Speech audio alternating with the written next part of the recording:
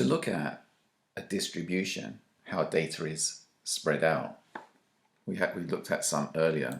So we looked at the normal distribution, my drinking habits look something like this, my friends look something like this. To look at the distribution, not only do we look at where the center of that data is, as we did in the previous videos, but we also want to know how spread out the data is as well. It gives us a lot more information. So the measure of spread or variability is an important one. So let's consider this.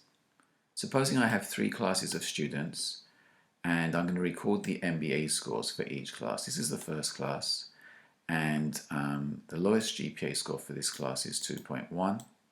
The highest GPA score is 4.0. And I've got one student with 2.1, another student here, another student here, another student here, increasing GPA scores, increasing across here. So I've got a nice even distribution of students' GPAs running between 2.1 and 4.0. Let's consider a second class of students I have in here, and they also have GPAs running from 2.1 to 4.0. This class is slightly different. They do have a student that has a 2.1, and they do have a student that has a 4.0 GPA, and in fact they have a lot of students around the 4.0. There's just this single solitary student over here with the lower GPA. And I have a third class. Let's imagine I have a third class. Their GPAs also run between 2.1 and 4.0. And let's just put that in, 2.1 to 4.0. But this class, it has similarities and differences. It has a student with a 2.1, it has a student with a 4.0, but it has a bunch of students around 2.1. So as you can see, the actual spread or distribution of GPA scores is different for these 3 classes. This has a nice even spread. This one has this solitary student at 2.1 and the rest of them are at 4, so they're bunched around here. And this third class has one student at 4.0, but most of them have GPAs around the 2.1 point. So how am I going to measure the spread? Well, there's the first measure we can consider is called the range. The range just looks at the largest number, and from that it subtracts the smallest number of observation.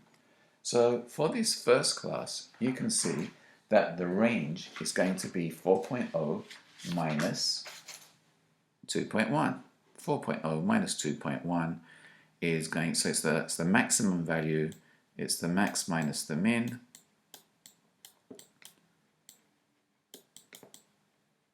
And the max minus the min is going to be 4.0 minus 2.1, and that's going to be equal to 1.9. That's the range for this class. How about the range for this class? Well, the maximum GPA is 4.0, the minimum is 2.1, the range is also 1.9. And here, again, maximum 4.0, minimum 2.1, the range is 1.9. So all these 3 classes have a range or a spread of 1.9, and yet the distribution or the spread of the students within the 3 classes is very different. So the range for GPAs is very easy to compute, but it's not often used because it only looks at the maximum and the minimum values, and it really completely ignores what's going on in the middle. So there's another measure of spread that we can look at.